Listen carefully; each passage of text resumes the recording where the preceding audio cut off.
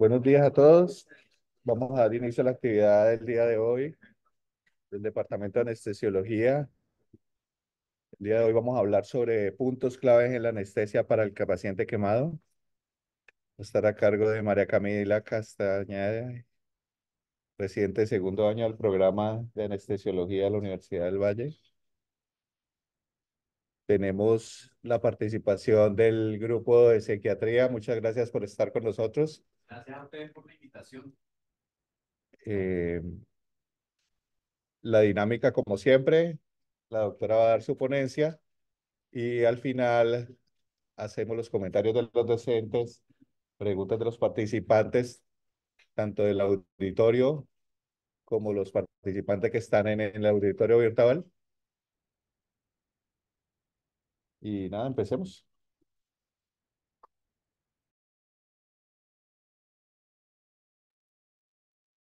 Bueno, hola, muy buenos días. Mi nombre es María Camila y daré inicio a la conferencia del día de hoy. Esta es nuestra ruta a seguir. Primero hablaremos acerca de las generalidades de las quemaduras, la fisiopatología, la clasificación, el manejo inicial de las quemaduras, el manejo anestésico y el manejo del dolor agudo. Primero, pues empezamos definiendo qué es una quemadura. Una quemadura es esa destrucción coagulativa de la piel y de otros tejidos debido a energía térmica, química, eléctrica o mecánica. En cuanto a la epidemiología, resulta que en el 2017 hubo más de 9 millones de lesiones a nivel mundial y más de 120.000 muertes a nivel mundial por quemaduras. El 90% se producen en los países de ingresos bajos o medianos como el nuestro. En el Reino Unido, en 2017 hubo 10.000 ingresos hospitalarios y 300 quemaduras graves. La mayoría de las quemaduras se producen por llama y principalmente asociadas al hogar o a labores relacionadas con el trabajo. Los factores de riesgo para producirse una quemadura de cualquier tipo es el nivel socioeconómico bajo, cocinar con queroseno, niñas con fusiones domésticas como en nuestro país, un mal sistema de salud y sobrepoblación. Además, los factores de riesgo para que tienen que ver con la gravedad de la quemadura son la edad. Entre pacientes más jóvenes o más ancianos van a tener una fragilidad mayor en la piel, menor grosor, por tanto mayor gravedad, y los pacientes a quienes no se les practica primeros auxilios de las quemaduras. Hay tres variables que interfieren directamente con el aumento de la mortalidad de las quemaduras, que son una edad mayor a 60 años, un porcentaje de superficie corporal total quemada mayor a 40% y una lesión por inhalación. En cuanto a la fisiopatología, primero debemos iniciar hablando acerca de la piel. La piel, recordemos que es el órgano más extenso, que está conformada por la dermis, que a su vez tiene 2 capas, y por la epidermis, que a su vez tiene 5 capas. Resulta que ambas capas cumplen importantes funciones en el organismo. La epidermis tiene que ver con la prevención de pérdida de fluidos, una barrera para los microorganismos, tiene que ver con todo el sistema inmunológico, hace parte del sistema neurosensorial y también de esa parte tan importante social y psicológica. Y además, la dermis está implicada directamente en la regulación de la temperatura corporal, y también es responsable de la durabilidad y la flexibilidad de la piel. Recordemos que en la dermis existen varios componentes como los plexos vasculares, los folículos pilosos, glándulas exocrinas y unas células que se necesitan sí o sí para la regeneración de la epidermis. Es decir, que en ausencia de dermis no se puede regenerar la epidermis. Las quemaduras producen un modelo de herida que se ha conocido como el modelo de herida por quemadura de Jackson, en el cual están divididas en 3 zonas. Cuando se produce la quemadura vamos a tener una zona de coagulación que es esta roja del centro, en la cual va a estar compuesta por células que ya son inviables, que tienen necrosis y se liberan una gran cantidad de mediadores inflamatorios, como la histamina, prostaglandina, leucotrienes, tromboxanos, interleucinas, especies reactivas de oxígeno, y toda esa cantidad de mediadores me va a crear unos efectos locales inflamatorios. Resulta que la zona que está después es la zona de éstasis, es una zona naranja que está compuesta por células que son viables pero vulnerables. Es decir, que estas células van a responder a la reanimación que nosotros tengamos con el paciente. Si hacemos un buen manejo, estas células van a proceder a sanarse o a curar, pero si hacemos un mal manejo, a hipoperfusión y van a progresar a necrosis. Y la última zona es la zona de hiperemia y vasodilatación, que es el tejido corporal que se espera que esté sano, que puede estar que hay un aumento del flujo sanguíneo a esta zona por vasodilatación, pero que usualmente va a recuperarse, excepto que haya sepsis grave o hipoperfusión prolongada. Algo muy importante es que estos efectos inflamatorios locales pueden convertirse en efectos inflamatorios sistémicos cuando la quemadura se extiende más del 25% de superficie corporal total. Entonces, en este caso, todo el cuerpo va a ser prácticamente una zona de hiperemia y vasodilatación. Entonces, para explicarles esto, hay unos efectos sistémicos cuando la quemadura corporal total es mayor al 25% de superficie corporal. Entonces, se clasifica por una fase temprana y una fase tardía. La fase temprana se produce en las primeras 48 a 72 horas, se caracteriza por una fase de reflujo y comienza inmediatamente después de la quemadura. ¿Qué sucede? Entonces acá vamos a tener una disminución del gasto cardíaco, es decir, disminuye el volumen sistólico, el índice cardíaco, una disminución del flujo sanguíneo a todos los órganos y esto se debe a la pérdida de volumen intravascular y a una depresión miocárdica directa. Además, aumenta la resistencia vascular pulmonar, la resistencia vascular sistémica, hay hemoconcentración y puede provocar acidosis metabólica y desaturación venosa central. Por otro lado, también disminuye entonces, como les dije, que disminuye el flujo sanguíneo a todos los órganos, va a disminuir la tasa de filtración glomerular y además aumentan los niveles de aldosterona de hormona antidiurética, por tanto hay oliguria de guanuria. También puede ocurrir problemas en la oxigenación y en la ventilación, dada por efectos directos de lesión sobre la vía aérea o los pulmones, o también por quemaduras a distancia, que debido a los efectos inflamatorios, pues provoca también lesión en la vía aérea. También podemos tener muy frecuentemente los síndromes compartimentales, ante todo en tórax, abdomen y extremidades, con quemaduras circunferenciales, ante todo de espesor total. La otra fase es una fase hipermetabólica o de flujo que sucede después de las 48 o 72 horas.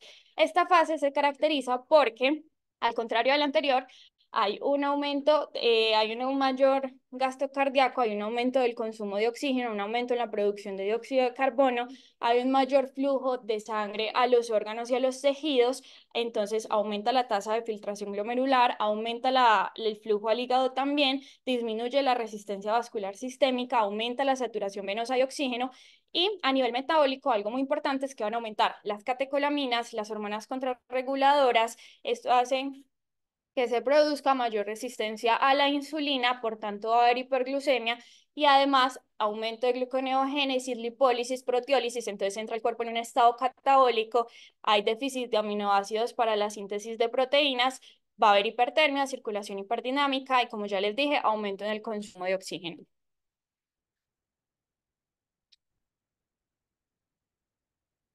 Algo que hay que tener muy en cuenta en estos pacientes es que también están susceptibles a las lesiones por inhalaciones de humo. Entonces, esto es muy importante pues que lo tengamos en cuenta porque aumenta directamente la morbimortalidad, aumenta el requerimiento de líquidos incluso un 50% más e inicialmente estos pacientes tienen radiografías completamente normales. Los mecanismos de lesión por la inhalación, entonces son varios, principalmente pues la lesión directa por el calor y por el vapor caliente, entonces va a producir laringoespasmo o broncoespasmo, el humo y las partículas tóxicas que se pueden aspirar pueden causar entonces disminución en el transporte mucociliar, afecta la eliminación de bacterias, produce la acumulación de moco y además va a haber pues muy susceptibles al colapso alveolar y a las atelectasias debido a la pérdida de producción de surfactante o por la obstrucción de las vías aéreas superiores. Ya los gases, pues también las partículas tóxicas que se inhalan, hacen el paciente mucho más susceptible a infecciones como la neumonía, edema pulmonar también por absorción del edema en las siguientes 72 horas y, pues como les dije, tenerlo en cuenta. Esto pues es un ejemplo de lesión por inhalación de humo. Este edema en la vía aérea usualmente resuelve entre 3 a 6 días después de la quemadura. Importante en estos pacientes mantener la cabecera elevada y evitar la sobreadministración de líquidos porque empeora las lesiones en la vía aérea. Pero no solo eso, también, aunque no exista una lesión directa por inhalación de humo, también se puede producir las quemaduras cutáneas graves. Entre mayor superficie corporal total, mayor riesgo de que produzcan lesión pulmonar o lesión en la vía aérea a distancia debido a la liberación de todos estos mediadores inflamatorios. Entonces, esto es otro ejemplo de ello, donde no había lesión, donde no había lesión por inhalación de humo, pero pues debido a la anterior, a la sobrereanimación con líquidos y todo eso, pues se produce también el edema. Bueno, no quise reproducir. Sigamos. También tener en cuenta que estos pacientes son susceptibles de intoxicación por monóxido de carbono. Recordemos que el monóxido de carbono tiene una afinidad 200 veces mayor por la hemoglobina y se une a sus mismos sitios de unión que la oxihemoglobina. Entonces, que el oxígeno. Entonces, lo que sucede es que además de afectar el transporte de oxígeno, también en tejidos que tienen una presión parcial de oxígeno baja, no va a liberar el poco oxígeno que tiene unido. Además, produce pues un efectos directos tóxicos en la mitocondria que se van a caracterizar por, primero, inhibe la reducción de oxígeno a agua, que es como el final o el destino final de los electrones en la cadena de transporte de electrones. Segundo, pues afecta la producción de ATP por interferencias que realiza ahí mismo en la mitocondria y también entonces empiezan a acumularse los electrones que iban a esta cadena de electrones y dan lugar a la producción de superóxido, lo que produce también efectos nocivos. La curva de disociación de hemoglobina, como conocemos, se desplaza a la izquierda y recordar que los niveles mayores de carboxihemoglobina del 15% son considerados tóxicos y por encima del 50% letales. La vida media de la carboxihemoglobina en pues, a FIO2 del 21% es de 4 horas, pero cuando ponemos FIO2 al 100%, tiene una vida media de 40 a 60 minutos. También recordar la intoxicación por cianuro de hidrógeno, que son otras de las partículas tóxicas que se pueden inhalar. Ante todo, sospecharlo cuando hay lesión por inhalación, cuando hay inestabilidad hemodinámica persistente o acidosis metabólica persistente. En estos pacientes es muy útil la hidroxicobalamina, debido a que se une al cianuro, forma cianocobalamina y facilita su eliminación vía renal. Y también el tiosulfato de sodio, porque facilita la conversión del cianuro en tiosinato, que se excreta también por vía renal, pero de forma más retardada. La clasificación de las quemaduras se va a hacer según 3 parámetros: la profundidad, la superficie, el porcentaje de superficie corporal total quemada y la etiología. En cuanto a profundidad, entonces empezamos con la primaria, que es la superficial o la que afecta solo la epidermis. Se caracteriza porque es una quemadura seca, roja, que palidece a la digitopresión, es dolorosa y usualmente resuelve solita de 3 a 6 días. La siguiente es la quemadura de espesor parcial superficial, que se caracteriza porque afecta la parte superficial de la dermis, no toca las estructuras profundas, entonces también puede resolver solita de 7 a 21 días. Aquí ya encontramos ampollas, es más húmeda y puede palidecer a la digitopresión. La quemadura profunda de espesor parcial, entonces se extiende hasta la dermis profunda y aquí ya va a afectar al plexo vascular, pero no se destruye toda la dermis. Esta puede sanar después de los 21 días, pero usualmente requiere tratamiento quirúrgico. Esta ya tiene un color más grisáceo y una combinación de colores, puede palidecer a la digitopresión y ya no es tan dolorosa, sino que es ante todo a la presión digital. Y la quemadura de espesor total, entonces se caracteriza porque afecta absolutamente toda la dermis con sus estructuras, es más, pues además de las ampollas, también es más cerosa, tiene una combinación de colores, solamente, no, pues casi no es dolorosa, va a ser dolorosa solo a la presión profunda, no sana solita, necesita tratamiento quirúrgico usualmente, y ya la quemadura que antes conocíamos como de 4.º grado, la lesión profunda, se caracteriza porque se extiende hasta la fascia o el músculo, nunca se va a sanar sola, siempre requiere tratamiento quirúrgico, ya no es dolorosa y pues se puede sentir es solo una presión.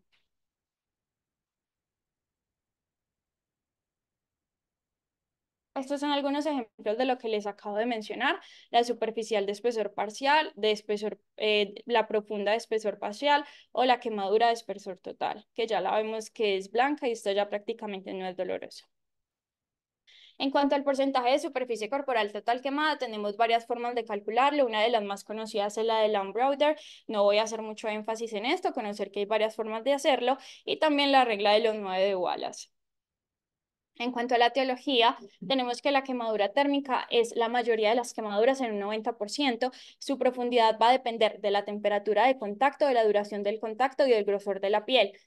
El 70% de estas quemaduras se produce por líquidos calientes, las llamadas escaldaduras, y este es un ejemplo de tercer grado o de espesor total. En cuanto a la radiación, se presenta más que todos los pacientes de la industria que ven los trabajadores de la industria nuclear se asocian con cáncer debido a su interacción con el ADN y su capacidad de dañarlo. El daño depende de la dosis, el tiempo de exposición y el tipo de partícula. Rápidamente, hay varios tipos de partículas. Los rayos alfa no penetran en la capa de queratina de la piel, pero como tienen tanta energía, pueden causar daño al ingresar a los tejidos a través de la inhalación o al ingerirlas. Los rayos beta o las que se producen también como quemaduras solares, entonces pueden penetrar en la piel, pero muy superficial, hasta 1 centímetro, y pues no tiene problema, puede resolver solita. Pero los rayos gamma son los más peligrosos porque tienen la capacidad de penetrar en los tejidos de forma profunda, causar daños graves y son los que producen el síndrome de radiación aguda. En cuanto a las lesiones por químicos, son los causales del 3% de las quemaduras. Tenemos que se produce principalmente en entornos domésticos e industriales. Se producen alteraciones del pH, rupturas de las membranas celulares, desnaturalización de proteínas, efectos tóxicos directos en los procesos metabólicos. El daño va a depender de la concentración, la duración de la exposición y la naturaleza del agente. Tenemos las quemaduras por ácidos y álcalis. Las quemaduras por ácidos producen una necrosis por coagulación del tejido. Acá tenemos unos ejemplos de ellos. Y los álcalis van a producir usualmente mayor daño, un daño más prolongado, porque ellos van produciendo necrosis por licuefacción progresiva y esto les permite mayor profundidad tisular. También recordar que hay algunos productos que se utilizan comúnmente, como los oxidantes y productos de uso doméstico, como peróxidos, otros productos químicos que están presentes en los colorantes para el cabello, que también pueden causar quemaduras químicas. Otro mecanismo es pues por mecánica o fricción por ruptura de los tejidos y el calor que se genera. Aquí en la descarga eléctrica voy a hacer un pequeño énfasis porque tiene algunas consideraciones especiales. Las quemaduras por descarga eléctrica son responsables del 5% de las quemaduras totales. Su daño se debe a que se va transformando en calor a medida de que va atravesando los tejidos. Ya les explico mejor esto. Y la magnitud de la lesión va a depender del voltaje, del amperaje, de la vía de la corriente, la resistencia al flujo de la corriente a través de los tejidos y la fuerza y la duración del flujo de la corriente. La OMS ha categorizado esta quemadura como un problema de salud pública debido a la gran cantidad de muertes que produce anualmente. El 20% se puede producir en los niños, es mucho más común en los hombres que en las mujeres, una relación de 9 a 1. Es la cuarta causa de muerte en los trabajadores de construcción y circuitos eléctricos, y el 50% de estos accidentes van a ser de alto voltaje.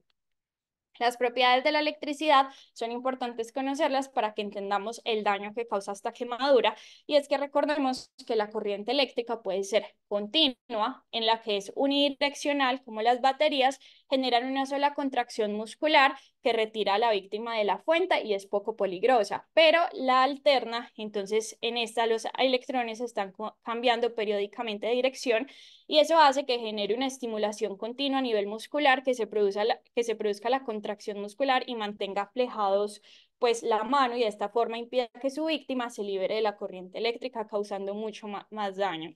El voltaje, recordemos que es esa fuerza que permite el movimiento de los electrones de un átomo a otro. El voltaje se mide en voltios y tiene que ver mucho con la ley de Ohm, en el cual voltaje es igual a intensidad por resistencia.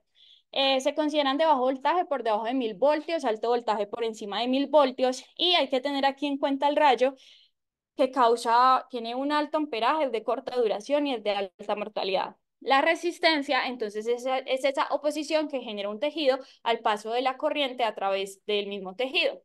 Se mide en ohms y esto es muy importante porque tenemos tejidos de menor resistencia, resistencia intermedia y alta resistencia. Resulta que entre más resistencia tenga el tejido, como lo son los huesos, la grasa y los tendones, va a producir o tienden a calentarse y a coagularse mucho más, entonces el daño va a ser mayor en los tejidos con mayor resistencia, mientras que en los tejidos de baja resistencia resistencia de 1500 ohms, como los músculos, los nervios y los vasos sanguíneos son buenos conductores y el daño va a ser mucho menor. La intensidad de la corriente, que se mide en amperios, y la conductancia, que es la capacidad para transmitir la corriente. En cuanto a los amperios, cuando estamos sometidos a 1 a 3 miliamperios, se siente una corriente continua, calor, hormigueo. Pero cuando ya nos pasamos a 50 a 100 miliamperios, fibrilación ventricular, y más de 2.5 amperios, asistolia inmediatamente. Para entender entonces la quemadura por descarga eléctrica, esta va a depender de dos leyes. La ley de Ohm, que nos dice que intensidad es igual a voltaje e inversamente, es directamente proporcional al voltaje e inversamente proporcional a la resistencia. Eso quiere decir que la intensidad de la intensidad de la corriente que llega a cada tejido va a depender de su resistencia. A mayor resistencia, entonces el daño va a ser mayor. Y la ley de Joule nos dice que entonces el calor que se genera por la corriente eléctrica es directamente proporcional a la resistencia tisular. Es decir, que cuanto mayor es la resistencia que ofrece un tejido, como ya se los decía, la transformación de energía eléctrica en calor va a ser mayor. Conclusión, entonces, si el tejido tiene mayor resistencia, va a haber mayor daño porque le va a llegar una mayor cantidad de electricidad que se convierte en calor. Aquí hay que tener en cuenta, pues digamos que cuando la resistencia entra por la piel, usualmente, perdón, cuando la intensidad de la corriente entra por la piel, usualmente produce unos puntos de carbonización que son conocidos como los puntos de entrada y de salida.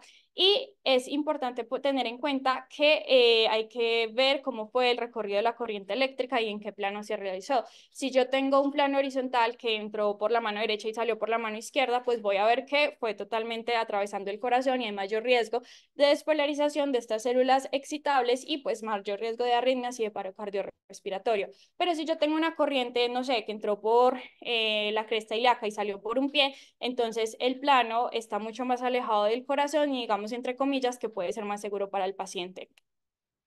Los mecanismos de lesión son múltiples, el daño tisular directo altera el potencial de reposo de la membrana celular y genera entonces contracción muscular o tetania. La transformación de energía eléctrica a térmica, como ya les expliqué, genera destrucción y necrosis de los tejidos.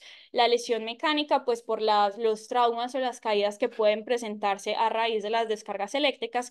Y una teoría de electroporación que tiene que ver con la alteración de las proteínas de las membranas celulares que alteran su función y su integridad. Distintos tipos de lesión por contacto o indirecta por el arco y la flama que se genera, entre otros. Eso es un ejemplo del signo del iceberg, que es un punto de carbonización, un punto de entrada o de salida, no sé exactamente. Vemos que aparentemente no hay mucho daño, pero realmente sí lo hay de acá para adentro, entonces puede haber un daño muy importante de los tejidos. Y el signo de Lichtenberg, que tiene que ver con los rayos, que se caracteriza por presentar este patrón fluorescente, arborescente, que desaparece a las 24 horas. Las lesiones por los sistemas de las descargas eléctricas o las quemaduras eléctricas son múltiples a nivel cardiovascular. Puede generar dos cosas. Una lesión directa que actúa como necrosis, no tanto como isquemia, sino más como contusión, e indirecta generando arritmias. A nivel del sistema respiratorio puede generar paro respiratorio directamente por inhibición del centro respiratorio o por tetania de los músculos respiratorios. A nivel musculoesquelético, los síndromes compartimentales o también lesiones en la vía aérea por inhalación de humo o gases tóxicos que se generan pues acompañado de la llama. A nivel del sistema nervioso central puede generar isquemia cerebral, también puede generar lesión en la médula ósea, quemaduras pues ya directamente en la piel, a nivel de gastrointestinal úlceras y en los órganos de los tejidos, otorragia, perforación timpánica, incluso en los ojos pueden producirse cataratas 3 años después de la quemadura. Las principales complicaciones letales se suelen presentar en las primeras 24 horas, son más que todo arritmias dadas por fibrilación ventricular, asistolia y taquicardia ventricular. Bueno, en cuanto al manejo inicial de las quemaduras, este cuadro los traigo para que recordemos que las quemaduras o los pacientes quemados van a tener múltiples fases de tratamiento desde que nos llegan a nosotros, bueno, no a nosotros, pero al servicio de urgencias desde el triage hasta la fase 5, que es toda la fase de rehabilitación, de prevención y tratamiento de las contracturas, del soporte psicológico y psiquiátrico. Vamos a hablar un poquito acerca de la evaluación primaria y secundaria de estos pacientes, y no nos tocan muchas veces a nosotros como anestesiólogos y a los que tenemos acá presente en el auditorio, realmente es importante conocer el contexto de estos pacientes, además que sí nos pueden llamar, por ejemplo, para la intubación de estos pacientes que suelen ser vía aérea difícil. Hay unas indicaciones, bueno, entonces en el primer punto que es la A, es importante verificar la permeabilidad de la vía aérea y que se vaya a mantener permeable. Aquí hay unas indicaciones para intubación temprana, que son todas estas que menciono acá, porcentajes de superficie corporal total mayores al 40 al 50%, por lo que les dije que puede producir lesiones a distancia en la vía aérea y a nivel pulmonar, signos de obstrucción de la vía aérea, quemaduras extensas y profundas de la cara, dentro de la boca, edema significativo en la vía aérea, dificultad para deglutir, compromiso respiratorio, disminución del estado de conciencia o quemaduras circunferenciales en el cuello de espesor total. Siempre sospechar la lesión por inhalación de humo, como hemos venido hablando. Estos son algunos de los signos y síntomas que se pueden presentar: cambios en la voz, ronquera, estridor, tos, quemaduras visibles pues en la cara, la lengua, los labios, la epiglotis, la faringe, la nariz, hollín en esputo de la nariz o la boca, disnea, alteración en el estado de conciencia, hipoxemia. Recordar que el oxímetro de pulso no puede distinguir si lo que está sensando es carboxihemoglobina o oxihemoglobina, entonces puede marcar 98 al 100% y realmente no reflejar el valor pues real, que lo vamos a ver solamente en los gases. Y aumento de la carboxihemoglobina, si tenemos la oportunidad de medirla, mayores al 10%, sugiere una lesión por inhalación. En cuanto a la ventilación, estos son los principales problemas que vamos a tener con la intoxicación por monóxido de carbono, la inhalación de humo y la hipoxia que se genera. Estos pacientes pueden necesitar tempranamente descarotomías con el fin de mejorar la ventilación o la perfusión en las extremidades, así que también podemos tener, pues, o podemos darle anestesia de forma muy aguda a estos pacientes para este tipo de procedimientos, aunque generalmente se hacen en urgencias. En cuanto a la intoxicación por monóxido de carbono, lo que más tiene evidencia es la ventilación con FIO2 al 100%, o sea, por intubación orotraqueal o por máscara de no reinhalación. Las cámaras hiperbáricas, pues realmente actualmente su evidencia es controvertida. En los últimos metaanálisis no les ha ido tan bien y además no están ampliamente disponibles y no deben ser consideradas para el manejo agudo. En cuanto a la circulación, muy importante tener dos accesos venosos muy buenos, de buen calibre, mínimo 18 en los adultos y ojalá un 22 o 20 idealmente en los niños. Siempre vigilar la perfusión de forma continua, descartar síndromes compartimentales de forma temprana y recordar el tratamiento con los líquidos endovenosos, que es uno de los pilares del tratamiento. Resulta que si yo sobrehidrato a mi paciente, pues voy a generar daño: edema tisular, pulmonar, cerebral, derrame pleural, pericárdico, síndrome compartimental abdominal y en extremidades. Pero si me quedo corto con los líquidos, también voy a generar daño. Aumento la alteración en la perfusión que de por sí ya tienen, aumento el daño a los órganos y aumento la extensión en cuanto a profundidad de la quemadura. Entonces, se han creado diferentes fórmulas. Estos son unos ejemplos de ella. La más conocida es la de Parlan, pero esta fórmula puede tender un poquito a sobreestimar el requerimiento. Lo que se ha recomendado actualmente es adecuarla. Ya les explico cómo. Hay algunos factores que pueden aumentar el requerimiento de los líquidos, como la lesión por inhalación de la que hemos venido hablando y la descarga eléctrica, entre otras. Esta es una de las formas para administrar los líquidos. Esta me gustó mucho porque las divide según el tipo de quemadura. La descarga eléctrica siempre va a necesitar mayor requerimiento de líquidos, entonces empiezan con 4 cc de lactato de Ringer por kilo por porcentaje de superficie corporal total quemada. Usualmente esta administración de líquidos se realiza con cristaloides isotónicos. Lo más frecuente es lactato de Ringer para disminuir la incidencia de acidosis hiperclorémica por solución salina. Se divide ya, pues, si son adultos o niños, se empiezan pues con menor dosis a mayor dosis, y estas fórmulas, entonces la idea es calcularlo para 24 horas, la mitad se pasa en 8 horas y la siguiente en 16 horas, pero esto no es tan así. La idea es que esto se vaya titulando según varias cosas, entre ellas el gasto urinario.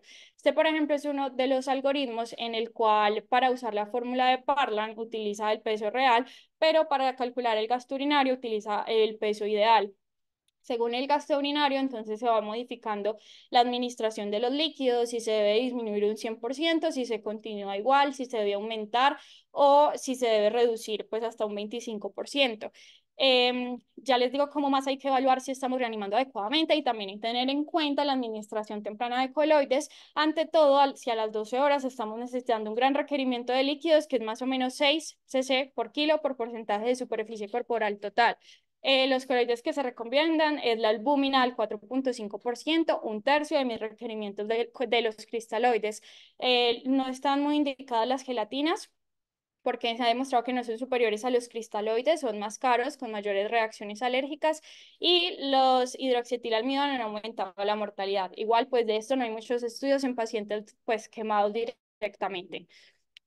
La idea es ir viendo diferentes indicadores para ver que estoy reanimando adecuadamente a mi paciente. Uno de ellos es el gasto urinario, pero también pues la presión arterial, me ayuda la frecuencia cardíaca, la excreción de sodio renal, el índice de creatinina, la relación de un creatinina mayor a 20 me indica hipovolemia en el ecocardiograma o en el ultrasonido, entonces puedo ver si estoy teniendo un buen volumen sistólico, un adecuado BTI, fracción de eyección y el déficit de base menor a 5 también sugiere hipoperfusión. En cuanto, perdón, en cuanto al estado neurológico, estos pacientes pueden tener un estado neurológico disminuido por múltiples causas, por el trauma debido a la quemadura que tuvieron o por la intoxicación por toxinas inhaladas, por sobredosis si en ese momento estaban consumiendo sustancias psicoactivas o por comorbilidades que causan el colapso asociado a la quemadura. En cuanto a la exposición, calcular siempre el porcentaje de superficie corporal total quemado, evaluar si hay trauma asociado y muy importante en ellos controlar la temperatura porque son principalmente vulnerables a la hipotermia, ante todo en la fase temprana. Recordemos todas las implicaciones que tiene la hipotermia, ante todo para nosotros a nivel perioperatorio, como el aumento de sangrado, el retraso en la cicatrización ante todos estos pacientes, y en la fase tardía es más probable que haya hipertermia debido a la liberación de mediadores neuroinflamatorios e interleucinas. En cuanto a la valoración secundaria, pues ya sabemos que es hacer un examen físico mucho más detallado, pausado, si se nos pasó algo en la evaluación primaria, pero aquí ante todo para nosotros evaluar los laboratorios y las imágenes que tenga el paciente. Muchas de estas radiografías van a estar totalmente normales, no significa que no tengan lesiones por inhalación o lesión pulmonar, y los laboratorios pues poner cuidado a la carboxiemoglobina y a la CPK. Estos son los criterios de la American Burn Association para definir un gran quemado por encima del 25% de superficie corporal total o por si son quemaduras de espesor parcial, ya la dividen pues en menor si es para niños o para adultos de mayor de 40 años, quemaduras de espesor total mayores al 10%, si fueron quemaduras con corrientes de alto voltaje, evidencia de lesión por inhalación o en áreas especiales como los ojos, los genitales, las manos, la cara o los pies. En cuanto al tratamiento específico de la quemadura, puntos muy breves, muy claves, porque eso tampoco usualmente nos corresponde a nosotros, pero les repito, es importante tener en cuenta el contexto de los pacientes. Lo ideal es vestir al paciente, detener la quemadura, ante todo si fueron quemaduras por químicos, debo irrigar con agua o líquidos de forma abundante, los ácidos se irrigan por 45 minutos y los álcalis por 1 hora. Enfriamiento de la herida se debe realizar ojalá en los primeros 2 minutos de la quemadura y el resto del paciente debe ser protegido y calentado para evitar la hipotermia. Los apósitos tienen una gran importancia de forma temprana porque me estabilizan el hecho de la herida, me disminuyen la pérdida de líquidos y me previene la incidencia de infecciones. La decisión temprana también es muy importante en cuanto antes se haga mucho mejor porque disminuye la carga necrótica, el riesgo de infección y la inflamación sistémica producida por la quemadura. En cuanto a la nutrición, estos pacientes van a tener una tasa metabólica basal que puede aumentar significativamente. Se ha visto que los pacientes con quemaduras mayores al 40% van a tener un aumento de la tasa metabólica del doble. Si no se aborda, entonces estos pacientes tienen una pérdida de masa corporal magra que se ha visto que está directamente relacionada con aumento de complicaciones infecciosas y muerte, va a tener mayor compromiso inmunológico y deterioro en la curación. Lo ideal es que la nutrición en estos pacientes se inicie en las primeras 6 a 12 horas de la quemadura. Se prefiere la vía enteral a la parenteral como en la mayoría de situaciones, pero pues según cada paciente puede necesitar alimentación postpilórica ante todo esto nos ayuda a disminuir el riesgo de aspiración y la idea es que el peso corporal disminuya menos del 10% desde el ingreso. Los beneficios de la nutrición temprana son múltiples, entre ellos disminuye las catecolaminas, mejora la integridad intestinal, reduce el tiempo en UCI, mejora la cicatrización y reduce la tasa de infecciones. Estas son diferentes fórmulas para calcular los requerimientos calóricos de estos pacientes. No voy a ahondar en esto, pero sí saber que hay que tener seguimiento estricto con nutricionista porque fácilmente podemos sobrealimentar a estos pacientes o quedarnos cortos y ambas cosas son iguales de malas. En cuanto a la prevención de las infecciones, estos pacientes se colonizan muy fácil. En la fase inicial, que es la primera semana, se colonizan ante todo por bacterias gram positivas como estafilococo, enterococo y estreptococo, y en la fase intermedia de la primera a la tercera semana se colonizan ante todo por bacterias gram negativas, ante todo Pseudomonas aeruginosa, que puede traslocarse desde el tracto gastrointestinal. La colonización por hongo se puede dar después de la tercera semana de la quemadura, ante todo por Candida albicans, si está directamente relacionada con aumento en la mortalidad y también puede haber colonización por virus. La terapia antimicrobiana profiláctica en los pacientes quemados está contraindicada, pero sí siempre debemos realizar profilaxis antibiótica quirúrgica 30 a 60 minuticos antes, repetir a las 3 horas si el procedimiento es prolongado. Se puede dar un betalactámico de espectro reducido como cefazolina o si es alérgico un macrolidona, quinolona, y si tenemos colonización por MRSA, entonces dar vancomicina, un gramo. Muy importante tener en cuenta que estos pacientes también fácilmente realizan pues pueden progresar a sepsis. La sepsis tiene una mortalidad del 28 al 65% en estos pacientes, se debe a múltiples factores intrínsecos y extrínsecos. Intrínsecos porque estamos perdiendo la barrera de la barrera cutánea, hay depresión en el sistema inmunológico, hay todo este tejido necrótico, hay traslocación bacteriana y también otros como la exposición a estar hospitalizado por mucho tiempo, la inmovilización, el uso prolongado de antibióticos, el uso prolongado de dispositivos intravasculares, perdón, la ventilación mecánica. Entonces, sospechar la sepsis en todos estos pacientes, ante todo, pues en los más susceptibles, que son aquellos inmunosuprimidos con comorbilidades, residencia en asilo de ancianos, que ya han estado hospitalizados antes, que llevan más de 5 días ventilados. La campaña para la sepsis en el 2022, ellos hicieron algunas recomendaciones que se podían tener en cuenta para evaluar qué pacientes son más susceptibles o pueden estar cursando con sepsis después de las 72 horas. Debido a que en las primeras 72 horas es raro que el paciente esté séptico y además es muy difícil porque en esta fase podemos tener muchos signos confusores. Entonces, los criterios que ellos ponen es un lactato mayor a 2, cambios respiratorios, alteraciones en el estado mental, lesión aguda con lesión renal aguda mayor o igual a 1 según CADIGO, disminución en el gasto cardíaco, aumento de la procalcitonina mayor a 2, en fin, tener en cuenta estos criterios. En cuanto al manejo anestésico, vamos a tener que estos pacientes pues nos presentan a nosotros un gran desafío. Además de la valoración preanestésica estándar que hay que realizar, también hay que tener unos puntos de valoración claves. Estos son pacientes que hay que tener en cuenta la extensión y la localización de las quemaduras, el tiempo que lleva de evolución la quemadura, el mecanismo de la lesión, si tiene o no lesión por inhalación pulmonar y así no la tenga, si hay lesión pulmonar por quemadura a distancia. Que si la vía aérea está protegida o no, qué tanto riesgo tiene de que se pueda mantener permeable, las coagulopatías que ya vamos a evaluar, si se ha reanimado o no de forma adecuada, si hay disfunción orgánica. Estos pacientes es más probable que tengan éstasis a nivel gástrico. Qué tan largo o qué tan complejo va a ser el plan quirúrgico, si hay o no un adecuado acceso venoso, si está o no infectado, si tiene lesiones o traumas asociados.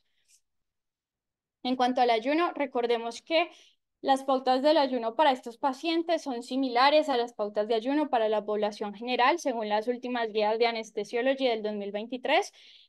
Lo mismo, recordemos que los líquidos claros se pueden consumir hasta 2 horas antes del procedimiento y los líquidos claros se definen como un té, una aromática, agua o café. La comida ligera se puede dar hasta 6 horas, que es una tostada, una galleta de soda y asociada a un líquido claro. Entonces, pues evitar poner más ayuno del necesario porque realmente esto no tiene mucha evidencia. A no ser que conozcamos que el paciente, además de que está quemado, pues cursa con otro proceso, obstrucción intestinal, eso ya es otro cuento. En cuanto a la vía aérea, entonces siempre debemos tener presente que estos pacientes son un desafío, siempre tener disponible el equipo de vía aérea difícil, con ellos podemos tener la lesión por inhalación, el edema facial, signos de obstrucción glótica, la apertura oral puede estar disminuida. Este es un caso de un paciente que todavía no había terminado de cicatrizar las heridas y ya tenía contracturas y esto dificultaba la apertura oral y la flexoextensión del cuello. También los apósitos o las ondas que ellos puedan tener nos dificultan el sello de la máscara. Lo ideal es siempre intubar con lo ideal es siempre proteger la vía aérea con fibrobroncoscopio, ojalá despierto, y en los niños pues que es muy difícil hacer una intubación despierto, pues digamos que aquí la ketamina ha tenido un gran impacto porque proporciona analgesia y además pues también mantiene los reflejos en la vía aérea y el tono faríngeo. Tener en cuenta que los podemos tener en fase aguda o en fase crónica, pues las contracturas se acentúan muchísimo más a medida de que pasa el tiempo de evolución de la quemadura. Los principales retos, la apertura oral y la dificultad para la flexoextensión del cuello. Entonces, siempre equipo de vía aérea difícil. La fijación del tubo traqueal, hay múltiples formas, entonces una de estas es si tenemos estos dispositivos y no hay quemaduras en cara, sería perfecto. Si no, se han descrito múltiples mecanismos de poder fijar el tubo. Este es con las cintas que utilizan para fijar las traqueostomías, a los cuales se le une otra cinta y se puede fijar así a través de una intubación nasotraqueal. Así quedaría. Esta es un dispositivo innovador que se llama ClipFab, que consta de este neumotaponador. Entonces se intuba normal el paciente, luego se introduce el ClipFab, se insufla el neumotaponador y lo que hace es que no se va a mover para ningún lado y no tiene ni ataduras ni nada alrededor de la cara ni el cuello. Esta es otra forma y es que ellos hacen como una especie de bucle mediante un catéter de goma rojo, un dispositivo similar, lo introducen por la nariz, lo sacan por la boca y fijan el tubo con este bucle. La otra forma es que ellos pueden, los pacientes que tienen braques, fijar a través de un alambre a los braques o pues con un tornillito a la encía o pues si no tiene dientes como en este caso o si tiene dientes pues al diente. En cuanto a los accesos vasculares, recordar que esto pues es también un desafío técnico, ante todo por las zonas que pueden estar quemadas, que son el sitio de acceso para los accesos vasculares. Si es necesario, se debe canalizar el acceso a través de la quemadura. Si no es necesario, pues no, recordemos que existen múltiples sitios y también la indicación del paciente. También la ecografía es una gran ayuda en este caso, tanto para los accesos centrales como también los periféricos. Y pues recordar que el acceso intravenoso siempre es una opción también. La monitorización, algo tan sencillo como la monitorización de los signos vitales, también puede ser un reto en ellos porque las áreas lesionadas por las quemaduras pueden incluir los sitios donde usualmente colocamos el monitoreo. Entonces, pues hay que ser creativos, hay que tener alternativas. Han descrito que para los electrodos se pueden fijar con las grapas quirúrgicas. Recordar que para el pulsioxímetro, si no hay pues manitos o deditos viables, pues podemos ponerlo en la nariz, la lengua o en el lóbulo de la oreja. Tener en cuenta si voy a tener mi paciente con una monitorización básica o invasiva. La invasiva, entonces, ante todo aquellos pacientes que supongo que van a perder grandes cantidades de sangre, que necesito estar tomando continuamente gases o muestras de sangre, o que necesito ver variabilidad de presión de pulso para también guiar mi manejo hídrico. El control de la temperatura es estricto en estos pacientes y pues nada, tener en cuenta el estado fisiológico del paciente, el plan quirúrgico y la extensión y la localización de la quemadura para yo también decidir la monitorización que le voy a tener. También la monitorización del gasto urinario, muy importante, monitorización de la profundidad anestésica, ojalá si es posible, y monitoría de la relajación, ya les explico por qué. En cuanto a la ventilación mecánica, estos pacientes tienen mucho más riesgo de realizar lesiones pulmonares asociadas al ventilador, CRA y atelectasias. Las recomendaciones para ellos son los mismos parámetros en general de ventilación protectora. No hay muchos estudios en pacientes quemados. En ellos se han intentado otros modos de ventilación como la ventilación de alta frecuencia oscilatoria, pero esto no ha tenido muy buena evidencia en ellos, que es una ventilación con bajos volúmenes y altas frecuencias, entonces de momento no. Recordemos los parámetros de ventilación protectora, entonces volúmenes bajos, ojalá 6 cc por kilo, pero lo necesario para que el paciente tenga una buena oxigenación y ventilación, bajas presiones pico por debajo de 35, mesetas 30, driving pressure menor a 15, siempre utilizar PIP. Mayor a 5 titular y una FIO2 para una saturación por encima de 94. Siempre modificar la frecuencia respiratoria según el tidal de CO2. Un momento.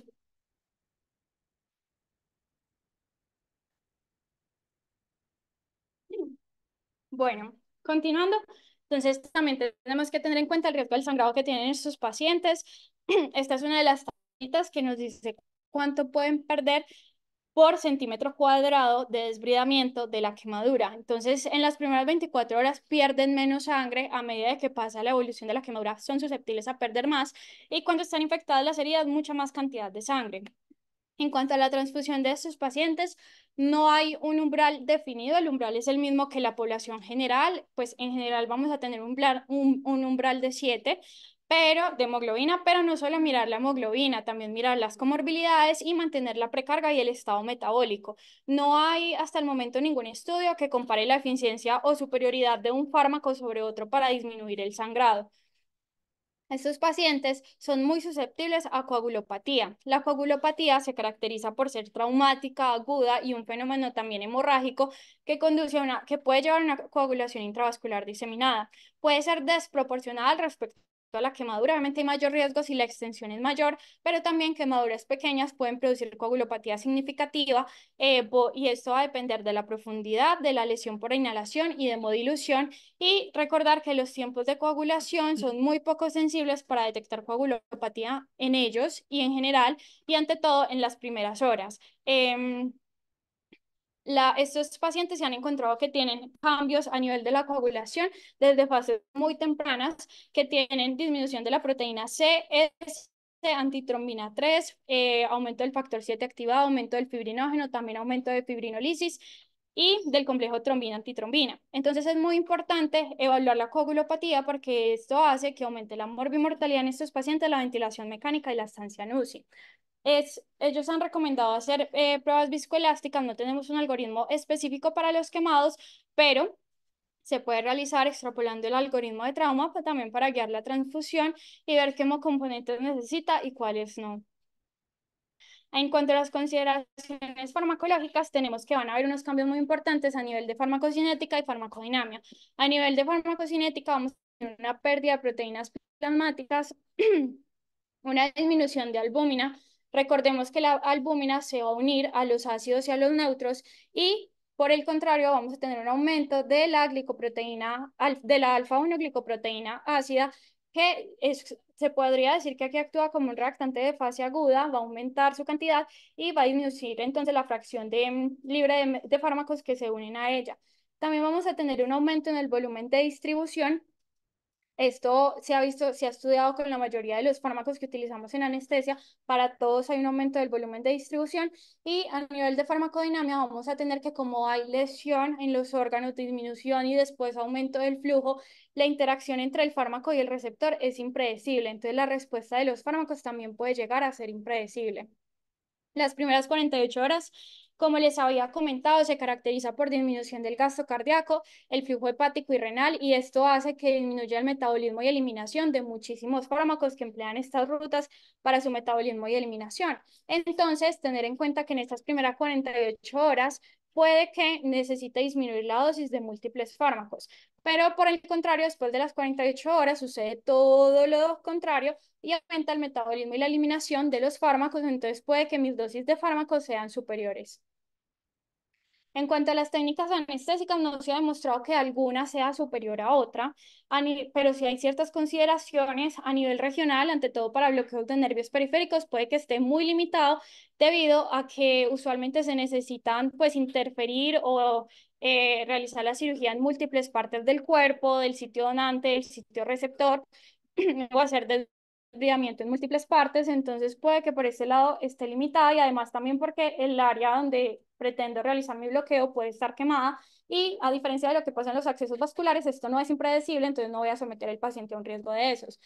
Para dar anestesia total intravenosa, siempre el monitoreo de la profundidad anestésica, pero ninguna guía se compromete, porque como ya les dije, la respuesta a los fármacos va a ser impredecibles, entre ellas pues al propofol, entonces siempre monitoreo la profundidad anestésica.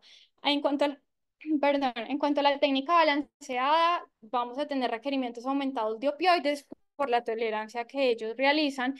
Y en cuanto a los inhalados, en la fase aguda se ha visto que se acumula mayor el inhalado en el alvéolo, pero no hay estudios que se investiguen los efectos directos de estos inhalados en cirugías que tengan que ver con quemados. En cuanto a los medicamentos que puedo utilizar, las técnicas que puedo utilizar, esto va a depender mucho si mi paciente tiene una quemadura aguda o es crónica, si viene ventilado o si no. Entonces, también tener en cuenta si mi paciente ya viene con ansiedad y con un dolor no controlado o si el procedimiento, o si el procedimiento, perdón, o si el procedimiento significa una alta carga de ansiedad o dolor para el paciente. Hay múltiples técnicas, lo que recomiendan es que si los pacientes llegan de UCI al quirófano con infusiones de sedantes y opioides, estas infusiones deben continuarse y no suspenderse, y más bien adecuar la analgesia intraoperatoria a estas infusiones. Si viene con infusión de fentanil, se puede cambiar a morfina y utilizar lo mínimo necesario de midazolam por el riesgo de delirium en estos pacientes. Cuanto a la ketamina, ahorita hablamos, ya en un segundo hablamos. En cuanto a los bloqueantes neuromusculares, recordemos que existen dos grupos. En general, en los pacientes quemados lo que sucede es una regulación al alza de los receptores inmaduros o fetales de acetilcolina. Este aumento de los receptores también va a hacer que estos receptores fetales son mucho más susceptibles o más sensibles al efecto de la succinilcolina. Entonces, este canal permanece abierto por mucho más tiempo, se libera mayor cantidad de potasio y el potasio puede aumentar significativamente a nivel sanguíneo, tanto que puede causar pues hipercalemias severas refractarias y arritmias cardíacas, incluso paro. La indicación es que está contraindicada la succinilcolina después de las 48 horas de quemaduras no eléctricas, o sea, por cualquier tipo, y si es quemadura eléctrica está contraindicada desde el primer momento hasta 2 años después de la quemadura. En cuanto a los bloqueantes neuromusculares no despolarizantes, con ellos va a pasar todo lo contrario. Estos receptores fetales y otros que aumentan, que son los alfa 7, van a ser un poco más resistentes a su acción y además se va a aumentar la alfa 1 glicoproteína ácida, como les dije, entonces va a disminuir su fracción libre y también debido a la fase de flujo, que es la fase inicial, disminuye la fracción del fármaco que llega a la placa neuromuscular. Todo esto hace que las dosis necesarias que se necesitan pues de rocuronio sean mucho mayores a las que utilizamos usualmente. También de cisatracurio, porque se ha visto que a pesar de que este se metaboliza por Hoffman, aumenta la resistencia en los receptores. Entonces, la recomendación es rocuronio 1.5 miligramos por kilo. Vamos a tener más o menos un plano de intubación a los 90 segundos. Esta es una gráfica en la cual vemos la respuesta del 34, el tiempo en segundos y las dosis que utilizan de rocuronio, tanto en pacientes quemados, más del 40%, y no quemados. Vemos que con 1.5 en los pacientes quemados vamos a tener óptimas condiciones por el tren de 4, o sea, un cociente top de 0, más o menos a los 90 segundos. Y que con una dosis de 0.9, más o menos entre 120 y 150 segundos. Entonces, rocuronio, dosis altas para secuencia rápida de intubación. Pero ojo, además tenemos que tener monitoreo de la relajación neuromuscular, porque esta resistencia inicia usualmente entre los primeros 3 a 7 días de la quemadura y persiste hasta la sexta semana. Pero lo que va a hacer, por todo lo que les expliqué, es que el tiempo de recuperación va a ser mucho más rápido y esto hace que necesitemos estar poniendo dosis si la cirugía lo requiere. Entonces, tenerlo en cuenta. En cuanto a la ketamina, la ketamina tiene múltiples dianas de tratamiento o múltiples sitios de acción. El principal de ellos es que es un antagonista selectivo del receptor N-metildiaspartato en el cerebro y la médula espinal. Entonces va a tener varios efectos. Tiene un efecto de analgesia porque inhibe las neuronas nociceptivas aferentes que hacen sinapsis en el asta dorsal de la médula espinal. Por otro lado, a dosis bajas y moderadas va a bloquear las neuronas GABAérgicas que por sí son inhibitorias. Entonces, al inhibir las neuronas inhibitorias, lo que va a hacer es desinhibir las neuronas piramidales que se encuentran ante todo en la corteza. Esto es ante todo causal de que aumenta el metabolismo cerebral, las alucinaciones, estados disociativos, euforia y disforia, porque las neuronas de la corteza, el hipocampo y la amígdala van a seguirse comunicando. Van a seguir comunicándose. Y a dosis altas bloquea los receptores NMDA en las neuronas piramidales.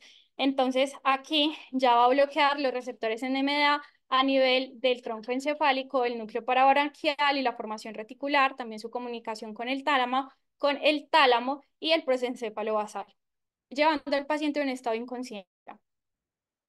Hay otras dianas en las cuales no me voy a detener, pero ahí se las pongo. Resulta que la ketamina para los pacientes quemados tiene ventajas y desventajas. Ventajas, pues la analgesia es parte de un arsenal de medicamentos para disminuir la tolerancia a los opioides. También se ha visto que tiene un papel en la prevención del dolor neuropático, reduce la hiperalgesia secundaria, nos brinda estabilidad hemodinámica muy importante para nosotros, permite la permeabilidad de la vía aérea, importante para nosotros, disminuye la resistencia en la vía aérea. A nivel de psiquiatría se ha encontrado que tiene efectos antidepresivos, ante todo en las depresiones mayores refractarias al tratamiento y también disminución en la ideación suicida, pero también tiene unas desventajas. Puede producir hipotensión debido a que el bolo de la ketamina se usa en pacientes que ya tienen niveles de catecolaminas persistentemente elevados. Esto hace que haya una desensibilización a estas catecolaminas y que se reduzcan los receptores beta-adrenérgicos. Entonces, puede que actúe directamente el efecto depresor miocárdico de la ketamina y produzca hipotensión. Además, pues aumenta las secreciones en la vía aérea, puede producirse taquifilaxia con dosis repetidas y vamos a tener también unos efectos psicotomiméticos transitorios. Resulta que en cuanto a los efectos psicotomiméticos, que es una de las razones por las que estamos aquí, porque fue una de las motivaciones para realizar este tema central, la ketamina puede producir efectos psicotomiméticos que se ha descrito en la literatura, que es más que todo dependiente de la dosis y la forma de la administración. Entonces se ha visto que si utilizamos dosis subanestésicas más bajas hay menos riesgo de producirlos y que si se produce y que si se administra en forma de infusión y no de bolo, infusiones mínimo de 40 minutos, también hay menos riesgo de producir estos efectos. Pero es que hay un problema, y es que la mayoría de los estudios van a excluir a los pacientes que tienen patología psiquiátrica, síntomas psicóticos y abuso de sustancias psicoactivas. Este es un ejemplo de ello. Aquí comparan, esto es un ensayo clínico aleatorizado doble ciego del New England que se publicó en el 2023, en el que comparan la ketamina versus la terapia electroconvulsiva para el tratamiento de la depresión mayor resistente al tratamiento en pacientes no psicóticos. Efectivamente, pues acá el ensayo es bueno, se muestra que no hay inferioridad de la ketamina respecto a la terapia electroconvulsiva para disminuir los síntomas de depresión, pero pues nuevamente pues excluyen a los pacientes con síntomas psicóticos su historia de síntomas psicóticos. Este es otro de los ensayos que quería traerle, que compara pues la ketamina y la ideación suicida. Nuevamente aquí señalo que excluyen a los pacientes con desórdenes psicóticos y el abuso de sustancias psicoactivas. Efectivamente, pues aquí el ensayo también es bueno, confirma que la ketamina induce rápidamente la remisión de la ideación suicida grave en adultos y este efecto persistía hasta las 6 semanas en 2/3 de los pacientes. Entonces, a raíz de esto, lo que hicimos fue hacer una búsqueda en PubMed por términos MERS. Estas son algunas de las combinaciones que yo hice, realmente hice muchas, pero pues no se las voy a poner todas. Y también pues buscamos en esta serie de bases de datos acerca de la ketamina, sus efectos psicotomiméticos y los pacientes psiquiátricos y ante todo con síntomas psicóticos, su historia de síntomas psicóticos. Eso es lo que les puedo traer a modo de resumen. Resulta que en 1994 y 1996 se empezaron a producir múltiples estudios que decían que la ketamina inducía efectos psicotomiméticos y disociativos asociados incluso a dosis subanestésicas. Es decir, desde 0,1 a 0,5 miligramos por kilo ya se producían este tipo de efectos. Ahí se los tengo. Después, entre 1997 y 2001, se encontró que además la ketamina exacerbaba los síntomas positivos y cognitivos en pacientes con esquizofrenia. Después del 2001, ya a raíz de estos estudios que se estaban dando, la mayoría de los ensayos clínicos empezaron a excluir a los pacientes que tenían características psicóticas, incluida la esquizofrenia y el trastorno esquizoafectivo, y a ellos los excluían de todos los ensayos que tuvieran que ver con ketamina. Entre el 2001 y el 2020 se empezaron a hacer otra serie de estudios, pero ya traían unas conclusiones un poco diferentes, los que decían que la mayoría de los efectos disociativos y psicóticos que se informaban tanto en pacientes sanos como pacientes con esquizofrenia fueron transitorios y se resolvían por completo entre los 90 y los 120 minutos después de infusiones. Uno de esos estudios realizó un seguimiento de 8 meses en los pacientes con esquizofrenia y evidenció pues, que no tenía ningún aumento significativo en los síntomas o en el número de atenciones psiquiátricas.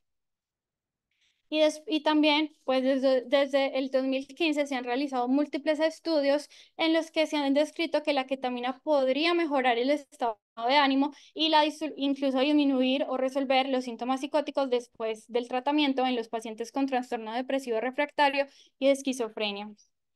Uno de esos artículos que les menciono es esta revisión sistemática y metaanálisis publicado en JAMA en 2020, en el que analiza la asociación de la ketamina con los síntomas psiquiátricos, tanto positivos como negativos, y las implicaciones que tiene en su uso terapéutico, tanto en pacientes sanos como pacientes con esquizofrenia.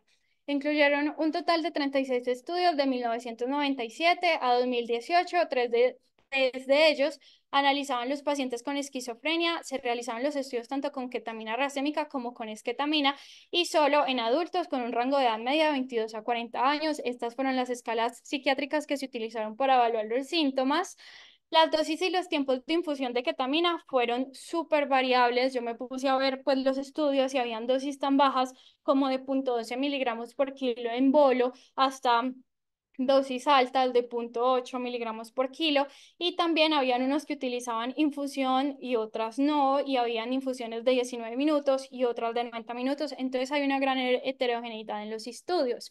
Esta pues fue el análisis, el forest plot del total de los síntomas en pacientes sanos, que efectivamente sí aumentaron los síntomas psicotomiméticos en los pacientes sanos, el total de los síntomas, tanto positivos como negativos, comparados con el grupo placebo. Ahí no hay duda. Ellos concluyeron de que no hay diferencia si utilizo ketamina racémica o esketamina, ambos van a producirlos, que no hay diferencia si pongo un bolo más infusión continua o solo la infusión continua, ambos van a producirlos, pero que es mucho más probable si utilizo el bolo. No hay diferencia si utilizo la dosis un día o si utilizo dosis varios días, y no hay diferencia en el sexo. Pero, ¿qué pasó con los pacientes con esquizofrenia? Porque supuestamente también los habían incluido. Resulta que para ellos hay muchísimas limitaciones. Los tres estudios eran muy heterogéneos, eran de poquitas muestras y no se pudo realizar metaanálisis para ellos. Se pusieron a analizarlos y se dieron cuenta que en dos de ellos aumentaba los síntomas positivos y en otro de ellos pues disminuía los síntomas negativos, o sea, mejoraba los síntomas negativos. Pero para todos, tanto los pacientes sanos como los pacientes con esquizofrenia, la mayoría de los síntomas fueron transitorios y resolvieron entre los 90 a los 120 minutos después. Esta es otra revisión sistemática que me habla de la ketamina como tratamiento para la depresión en pacientes con historia o síntomas psicóticos actuales. Este, lastimosamente, es el artículo de mayor evidencia que encontré de ketamina en pacientes psiquiátricos que incluya síntomas psicóticos. Ellos excluyeron 473 artículos porque no hablaban de la ketamina y los síntomas psicóticos, entonces solo pudieron incluir 9 estudios, 56 pacientes. Cuando analizamos estos 9 estudios, lastimosamente, son estudios que no son de la mayor evidencia, no son ensayos clínicos aleatorizados, sino que son reportes de caso, series de caso. Las muestras son muy pequeñas, las dosis de ketamina son variables, la mayoría son dosis subanestésicas, y lo que sí vemos en los efectos adversos es que ellos concluyen que en varios estudios no hubo exacerbación de los síntomas psicóticos, en varios casos los síntomas psicóticos disminuyeron, incluso resolvieron, y podría ser prometedor la ketamina en los síntomas negativos de la esquizofrenia. Pero como les mencioné, hay múltiples limitaciones, muestras escasas, calidad de evidencia muy baja, todos fueron no controlados, el seguimiento fue a corto plazo, entonces se necesitan más estudios controlados, mayores muestras que incluyan pacientes psicóticos y patología psiquiátrica. Esta la referencia del pie de página, entonces también incluía los que están amarillos, son otros que no estaban en los que le acabo de mostrar anteriormente. Ellos también son más estudios pequeños, series de casos, reportes de casos o retrospectivos y evalúan la ketamina para pacientes con psicosis por depresión, TAP y otros trastornos psiquiátricos. Algunos presentaron síntomas psicotomiméticos, pero reportaron los que lo reportaron que resolvían entre los 60 y los 80 minutos. Otros no reportaron. Entonces, debemos utilizar la ketamina para pacientes quemados con comorbilidad psiquiátrica o síntomas psicóticos. Esto es muy controversial, no hay ensayos clínicos aleatorizados, los estudios que tenemos son de baja calidad y también hay varias limitaciones, y es que se realizan con ketamina y esketamina, y nosotros solo tenemos ketamina racémica. De utilizarla, pensamos que deberíamos utilizar dosis subanestésicas por debajo de 0,5 miligramos por kilo. Esto no quiere decir que no vayamos a tener síntomas psicotomiméticos. Debemos utilizar, debemos evitar los bolos y las infusiones rápidas, preferir las infusiones mínimo de 40 minutos de duración. Siempre evaluar el riesgo-beneficio. Si yo tengo un paciente inestable hemodinámicamente, pues lo tengo que inducir con ketamina si no tengo más, y las dosis de inducción son más altas, son de 1 a 2 miligramos por kilo. Pero si no, si mi paciente está estable, pues voy a evitar las dosis altas de ketamina, y si necesito la ketamina como parte de analgesia multimodal, lo voy a usar a dosis muy bajas con las consideraciones que les mencioné.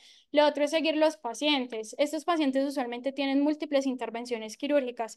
Preguntarles y revisar en la historia clínica cómo les fue la vez pasada, si utilizaron o no ketamina, cómo les fue en el servicio de psiquiatría, si también están internados allá, o si reciben interconsulta por ellos, y si tuvieron una mala experiencia, pues si la puedo evitar, la voy a evitar. Pero lo que sí me llamó la atención en varios de los estudios que revisé es que ellos hacen énfasis en que no debemos satanizar la ketamina, no debemos asumir como regla general que la ketamina es perjudicial en los pacientes con comorbilidad psiquiátrica o síntomas psicóticos activos. Ya, entonces en un momento tendremos la discusión con el grupo de psiquiatría para que lleguemos a acuerdos. Y ya para terminar, entonces el manejo del dolor agudo depende mucho de la extensión de la quemadura, de la profundidad, es muy variable, puede ser continuo, puede tener picos, también depende del umbral de cada persona, de la tolerancia a los opioides, infecciones asociadas o comorbilidades como ansiedad y depresión. Los opioides son una piedra angular en el tratamiento, pero tener en cuenta que no se deben utilizar como terapia única, que vamos a tener requerimientos aumentados de los opioides, estos pacientes van a hacer tolerancia de forma rápida. Es un desafío, tenemos que utilizar una analgesia multimodal, y se ha descrito en estudios en animales que hay una regulación negativa de los receptores de los opioides mu. Consideraciones: individualizarse, titularse, ajustarse, utilizar la dosis mínima efectiva, no como terapia única, utilizar opioides de acción prolongada, infusiones de fentanil, morfina, hidromorfona o opioides débiles. En cuanto a los no opioides, esta evidencia de la American Board Association del 2020 y su guía para el manejo del dolor agudo, el acetaminofén se debe utilizar en todos los pacientes quemados, teniendo en cuenta pues la dosis máxima diaria, las comorbilidades. No hay estudios de acetaminofén intravenosa en los pacientes quemados. Los AINES: considerar en todos los pacientes, evaluar también riesgo-beneficio según la edad, las comorbilidades. Hay pocos datos de que evalúen los AINES y su relación con los injertos, entonces también hablar con el cirujano qué le parece, porque pues la verdad es que no sabemos qué tanto efecto causan los AINES con los injertos. La gabapentina y la pregabalina se pueden considerar como el complemento a los opioides en dolor neuropático, como una prueba en dolor refractario a la terapia estándar. Tiene múltiples beneficios como la reducción de los opioides y el prurito. La ketamina también la consideran para los procedimientos como sedación, complemento del tratamiento con opioides, principalmente en el posoperatorio, y también causa una disminución o disminuye los requerimientos de opioides. Los alfa-2 agonistas, clonidina y dexmedetomidina, recordemos que la dexmedetomidina tiene un efecto potente sedante, una analgesia moderada, y es mucho mejor que las benzodiazepinas porque producen menos delirium. La clonidina tiene los mismos efectos, pero son más débiles, y además hay que tener en cuenta sus efectos adversos, pero puede ser útil cuando se desmonta la dexmedetomidina intravenosa. También se ha descrito que son muy útiles en los pacientes con signos de abstinencia por nicotina, por alcohol o por otras sustancias o pacientes muy ansiosos. La lidocaína también es un agente adyuvante razonable y los cannabinoides realmente es que falta evidencia y no se ofrece una recomendación. La anestesia regional está un poco limitada porque los estudios son muy escasos en los pacientes quemados. Sabemos que en los pacientes del día a día es muy buena la anestesia regional, pero en ellos está limitada a hacerlo con las consideraciones que conocemos. Si tengo una superficie quemada, no voy a poner un bloqueo en esa zona o a través del área quemada. Entonces ellos no ofrecen una recomendación, pero no significa que no se pueda utilizar. Tener en cuenta las terapias no farmacológicas que lo ideal sería que las tuviéramos disponibles en nuestros servicios, pero pues es escaso su disponibilidad. Y tener en cuenta que los pacientes quemados tienen efectos a largo plazo, entonces son más susceptibles a quemaduras, aumenta el riesgo de isquemia miocárdica, de falla cardíaca, hipertensión, de stroke, aumenta los síntomas gastrointestinales, las fracturas, la movilidad va a quedar un poco reducida en muchos de ellos. También se ha descrito mayor incidencia de migraña y de epilepsia. Muchísimas gracias, eso era todo.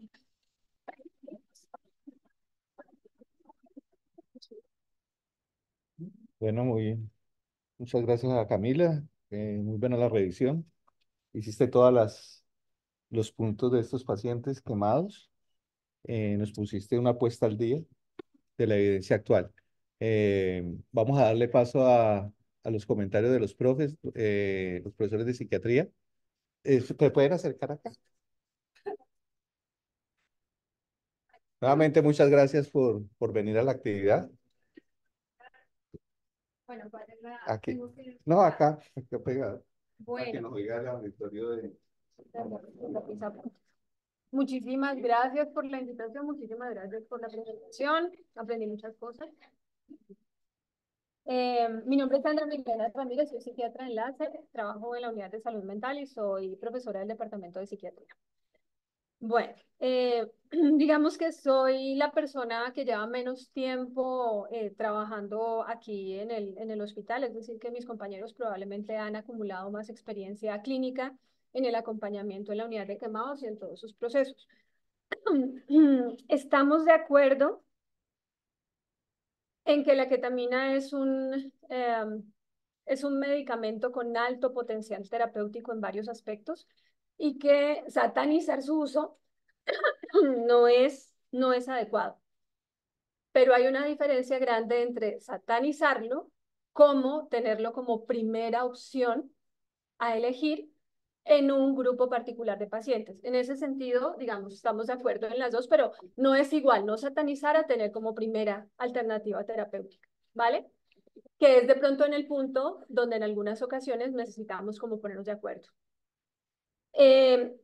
Hay un tema más, digamos, a pesar de que hay una brecha de conocimiento muy amplia en cualquier uso de la ketamina, tenemos más dudas respecto a las implicaciones que tiene las dosis repetidas y las dosis acumuladas en algunos escenarios que se han podido estudiar, no específicamente en el paciente quemado, desafortunadamente, a lo que significa utilizarlo en una condición de manejo agudo, ya sea para analgesia, ya sea para algún tipo de sedación. Bueno, efectivamente, la vía de administración, el uso de la dosis, si se emplea un bolo o no, puede tener una implicación y en eso estamos de acuerdo y en ese sentido ustedes pueden tomar decisiones para elegir los pacientes más indicados para utilizar uno u otro método de acuerdo a los objetivos que tengan. En un paciente con un cuadro psicótico agudo, esta no sería la primera opción, ¿sí?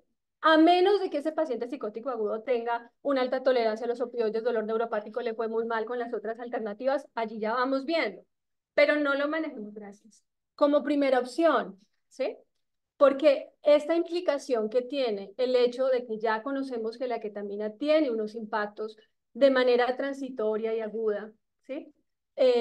Sobre esos síntomas psicóticos positivos, sobre todo los positivos son los que nos van a generar riesgos en la atención inmediata, puede desencadenar un evento adverso en esos 120 minutos que el paciente está así. Ahora, ese estudio que tú nos presentaste, en la parte de discusión, que se utilizó en pacientes sanos y habían 3 en pacientes esquizofrénicos, tiene una limitación. Ellos hicieron seguimiento a 30 días y dicen claramente no tenemos evidencia ¿Qué pasa en estos pacientes en el curso crónico de su enfermedad? Sobre eso no sabemos. Estamos hablando de un paciente que tiene una psicosis, ¿sí? Ya diagnosticada. Entonces, este paciente, por favor, primera opción, no. Puede ser que se necesite, pero digamos, revisemos en conjunto y tampoco tendría sentido utilizarlo en un paciente psicótico que no esté tratado para su psicosis. Digamos que, primero, no será la primera opción, buscaré otras alternativas. Abusivamente estoy pensando, digamos, desde lo que yo pensaría, desde el manejo psiquiátrico de este paciente. Y si lo tengo que usar, tendría que utilizarlo tratando de minimizar esos riesgos y eso implica brindar una atención para la condición de base que tiene. ¿Qué sucede con el paciente que tiene un trastorno mental diagnosticado, pero no está en fase aguda de su enfermedad? Pues probablemente tenga que revisar más condiciones. ¿Cuál ha sido el curso de su enfermedad? Es un paciente que tiene crisis repetidas, ¿sí? Es un paciente que tiene antecedentes de psicosis tóxicas que desencadenen y detonen crisis y eso ya lo conozco y fue hospitalizado muchas veces y bueno, acaba de mejorarse, bueno, voy a ir viendo, pero para eso vamos a tener que trabajar de manera coordinada para que de esa manera diferenciemos que estos pacientes no tienen el mismo riesgo y en algunos será más razonable que en otros emplear con diferentes medidas de protección o de seguridad este medicamento. Recuerden que así la psicosis dure 120 minutos, en 120 minutos yo puedo tener un accidente en el sitio de trabajo relacionado con las alteraciones comportamentales, las alteraciones del pensamiento y del afecto, además de la mala experiencia del paciente. Entonces, ese es el elemento ahí. Ahora, hay una pregunta, hay una brecha mayor, un área de no evidencia muchísimo más grande y es lo que sucede con las dosis repetidas. No tenemos evidencia de las dosis repetidas en el escenario del paciente quemado. A pesar de que en el escenario del paciente quemado la ketamina es un medicamento pues que tiene muchas ventajas por la analgesia, por lo que tú estabas explicando de la vía aérea, porque también está relacionado con una disminución de la tolerancia a los opioides y pues esto lo hace muy interesante en ese esquema. Nosotros tenemos evidencia de las dosis repetidas en pacientes que tienen adicciones, ¿cierto? También tenemos algo de evidencia en la situación que vimos del COVID cuando se tuvo que utilizar la ketamina para poder lograr adaptaciones al ventilador porque nos quedamos sin alternativas. Allí que vemos, en los pacientes con adicciones, los pacientes que tienen un uso regular, que no es terapéutico, que es recreativo, estos pacientes tienen evidencia de disminución del grosor de la corteza cerebral en las áreas prefrontales y un desempeño más bajo en pruebas neuropsicológicas en lo que se refiere específicamente a memoria de trabajo y velocidad de procesamiento. ¿A partir de qué dosis? ¿A partir de cuántas repeticiones? Sabemos que tiene relación con mayor tiempo y mayor intensidad del consumo, pero no sabemos dónde está el punto, ¿sí?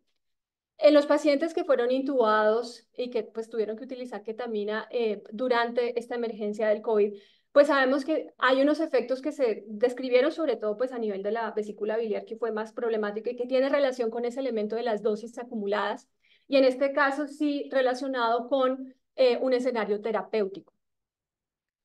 No sé si nosotros sabemos y tenemos control o hay algún estudio de parte de ustedes que examine cuántas veces se usa, qué dosis se usa, calculemos dosis acumuladas, no tengo la menor idea. Algunos estudios que vi intentaban hacer ese tipo de cálculos sin objetivo. Los únicos 11 ensayos clínicos registrados que encontré en Clinical Trials que intentaban hacer una aproximación del uso de la ketamina en quemados, la mayoría fueron abandonados porque no lograron encontrar la muestra. Este tema de que de pronto ayuda con la depresión y los pacientes quemados tienen unas frecuencias de depresión más elevadas. Creo que encontré un estudio en Kansas que está corriendo, que no ha sacado resultados, que intentan evaluar las escalas tanto al ingreso como después del uso para ver si hay un impacto. Pero esto a ciencia cierta no lo sabemos. Pero sí tenemos una preocupación y es también, pues aparte de definir cuándo no es la primera opción, cuándo tenemos que coordinarnos, que está claro, ¿y cuánto deberíamos preocuparnos por investigar cuántas veces se repite y cuáles son las dosis acumuladas? Como punto de que no sabemos realmente y a ciencia cierta y nos vale y tenemos suficiente evidencia como para que nos inquieten cómo esto impacta a largo plazo en la salud mental y probablemente en otros desenlaces relacionados con los pacientes. Sobre esto no hay evidencia, pero sí hay suficiente evidencia como para que nos dé curiosidad. ¿Sí? Entonces, esa es como la invitación, eso es lo que yo quería mencionarles y pues la idea es que nos podamos coordinar pues en ese sentido, porque son pacientes que nos vamos a encontrar cuando hablamos de manejo del dolor, pues nos encontramos y es mejor trabajar en colaboración. Muchas gracias, profesora. Doctor, si quieres ven acá.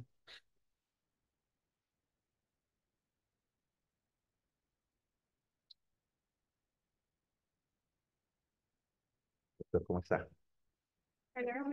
Gracias. Primero. Muchas gracias, buenos días, doctor Caballero, al doctor Narváez por haberme invitado y haberlo hecho extensivo a mi grupo. Me agrada participar en estos escenarios. Primera cosa, lo felicito por la calidad de residente y su presentación. Me pareció exhaustiva, minuciosa, completa y muy bien llevada. Segunda cosa, gracias por invitarnos nuevamente. Tercera cosa, vamos a hacer una deferencia. Más o menos creo yo que en el mes de agosto nos gustaría planear una en nuestra unidad para Perfecto, invitarlos a profe. ustedes. Muchas gracias. Entonces, ya entrando al tema, ¿por qué surgió esto? Hace 3, 4 meses, noviembre, creo que fue noviembre, diciembre, tuvimos un paciente con una enfermedad afectiva bipolar severa, crónica, múltiples hospitalizaciones en todos los centros clínicos que se puedan imaginar del departamento, que terminó hospitalizado en la sala de quemados por un accidente que tuvo, nunca se supo por qué. Se intentó manejar en la sala de quemados, fue imposible por la desorganización del comportamiento, lo trasladamos a nuestra sala y allá lo tuvimos más o menos 15, 20 días. Lo logramos cuadrar con su medicación, con su tratamiento integral.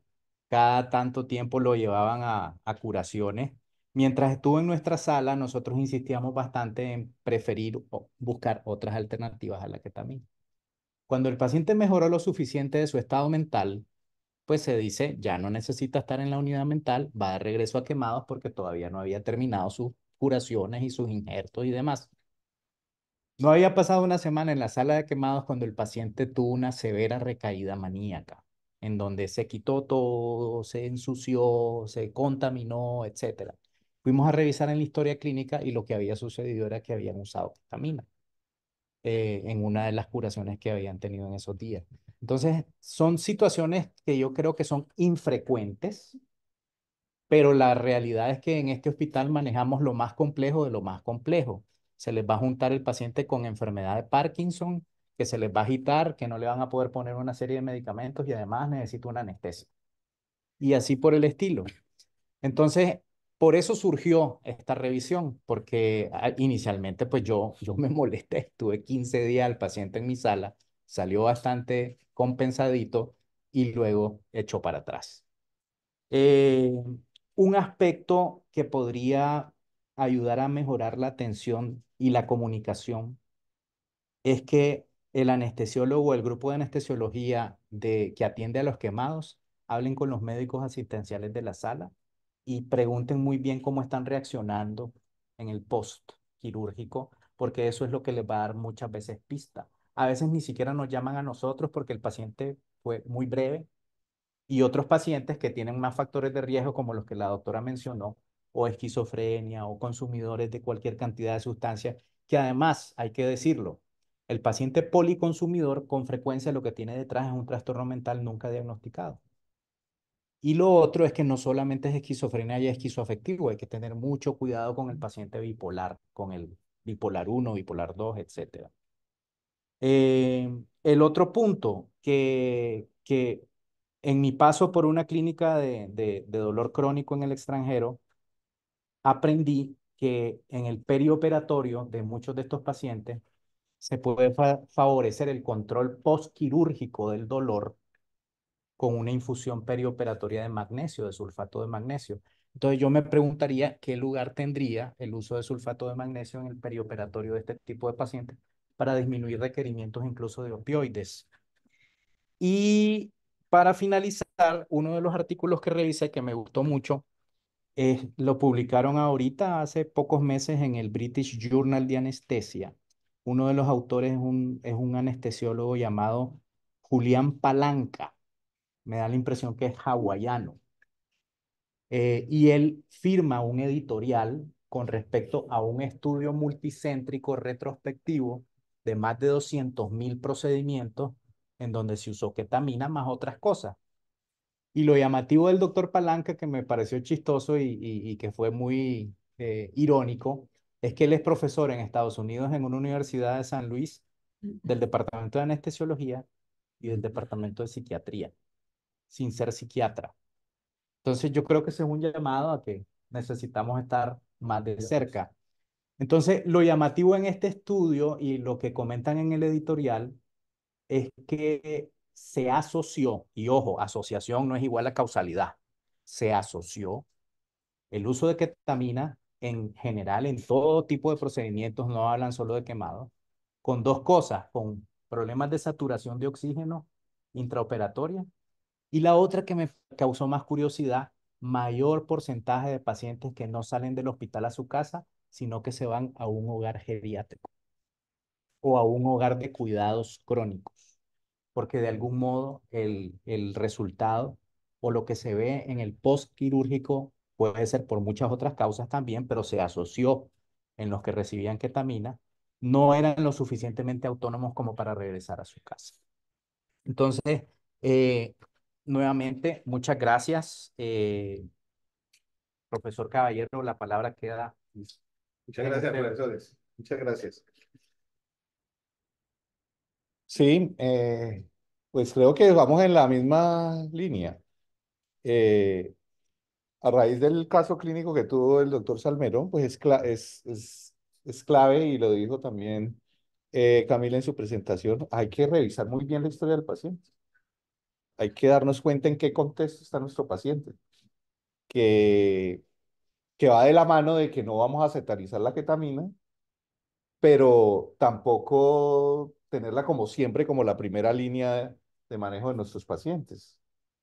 Eh, y habiendo tanto H en cuanto a la evidencia, ¿no? En cuanto a los efectos. Miren que no es clara la dosificación que va a llevar a síntomas psicóticos. Algo bien interesante es que en la evidencia que contraste, prácticamente la ketamina queda como un coadyuvante, ¿no? Porque lo ideal es en infusiones prolongadas, no en bolos ni en infusiones cortas porque puede desencadenarlos más.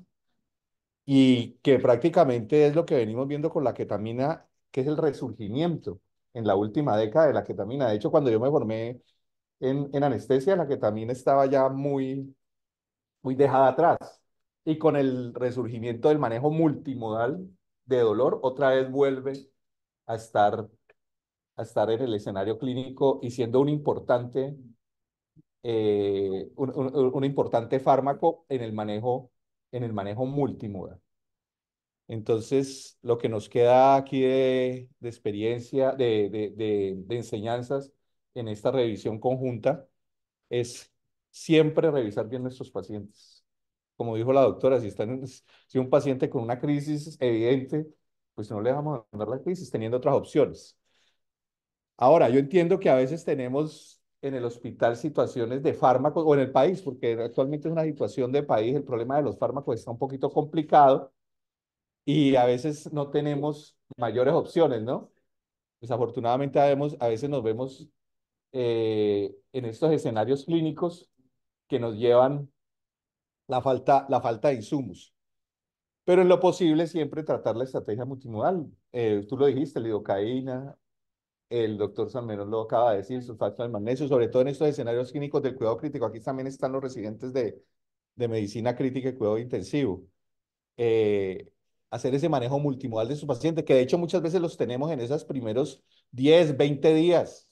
Aquí tenemos quemados graves con múltiples intervenciones que tienen múltiples problemas, ¿no? Up-down regulation de los receptores, opioides, requerimientos mayores, no llevarlos a dosis tan altas y el manejo multimodal va a ser clave. las infusiones de lidocaína, las infusiones de sulfato, tenemos que tenerlas en cuenta, que de hecho están dentro de las guías que tenemos de manejo de sedación y analgesia en la unidad de cuidado intensivo, sería aplicarlas un poco más.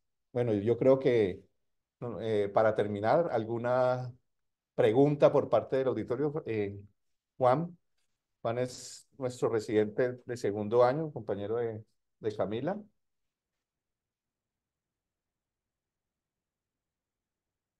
¿Comenta? Bueno, yo creo que estas reuniones son muy importantes y son un punto de partida para avanzar en ciertas situaciones que son importantes.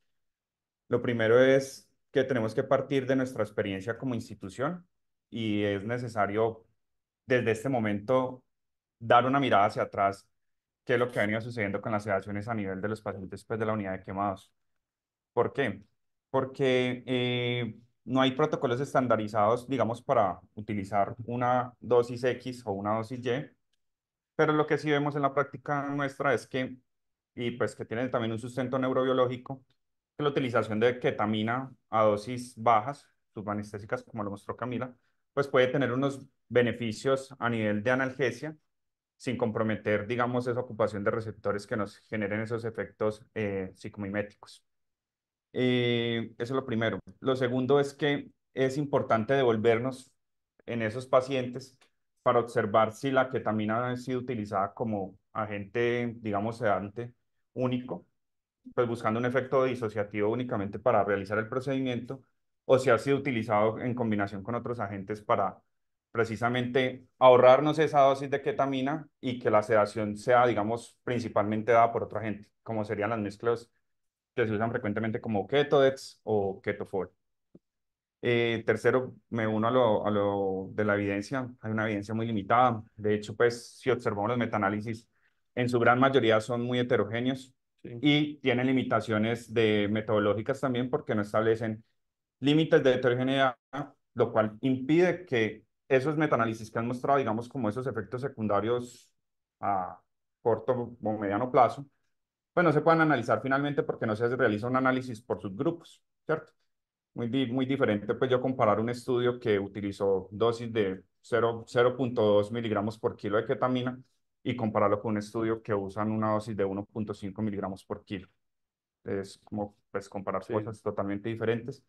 Creo que tenemos una limitante ahí, pero pues tenemos la posibilidad, ante la disponibilidad de una unidad de quemados, de empezar a hacer esas observaciones. Se puede empezar con un estudio observacional donde podamos mirar cómo ha sido el comportamiento de las sedaciones en la unidad de quemados durante los últimos 3, 4 años, un análisis retrospectivo, y de ahí se puede empezar a sacar conclusiones. Porque pues, si bien, digamos, tenemos este inconveniente, sobre todo con el efecto psicomiméticos, y que creo que nos pasa a todos y todos lo pensamos en algún momento cuando utilizamos ketamina, incluso en el quirófano, también nos va a brindar pues un gran beneficio en el manejo multimodal de estos pacientes. Es más que todo como eso. Sí, ¿alguien más quiere comentar? Eh, Mario Orozco dice, las bondades de ketamina en la analgesia como coadyuvante son bien conocidas, nos falta seguir los pacientes a corto y largo plazo de sus efectos no deseados, porque de sus efectos deseados en dolor ya son claros. Bueno, va de en la misma línea de la ketamina en su situación, en su manejo multimodal. Si realmente los metaanálisis tan heterogéneos no se pueden sacar mayores conclusiones, realmente muy difícil actualmente con esos resultados. Nos queda es que la ketamina dentro del manejo multimodal es clara su utilización Y no siempre como y no siempre como primera, y hay que conocer la historia de nuestro paciente, lógicamente, hay que conocer la historia de nuestro paciente para optimizar la hipnosis y la anestesia adecuada. Ahora, el tema de la monitoría de la conciencia, que la tenemos acá, esa es una muy buena opción para no llevar a dosis mayores de hipnóticos ni de agentes anestésicos a nuestros pacientes. Que cada vez lo estamos utilizando más en el grupo de la universidad, este tipo de monitorías. Se correlacionaría con lo que hablábamos del sulfato. Sulfato de magnesio, pues digamos, sus propiedades analgésicas están muy relacionadas también al metabolismo sobre los receptores NMDA. Solo que para yo llegar a unas dosis donde, digamos, tenga ocupación de otros receptores como la vía de la ketamina, pues requeriría utilizar dosis de sulfato extremadamente altas que superarían, digamos, su umbral tóxico. ¿Sí? Lo cual no sucede pues, con la Claro. en la que también yo le coloco una dosis y el efecto, digamos, mayor, pues sin pasar su dosis excesiva, pues va a ser el efecto disociativo que tendría. El sulfato, pues, digamos, cumpliría un rol sobre todo con la analgesia. Sí, multimodal. ¿Listo? No hay más preguntas. Yo creo que damos por finalizada la actividad del día de hoy. Muchas gracias. Muchas gracias, doctores, nuevamente.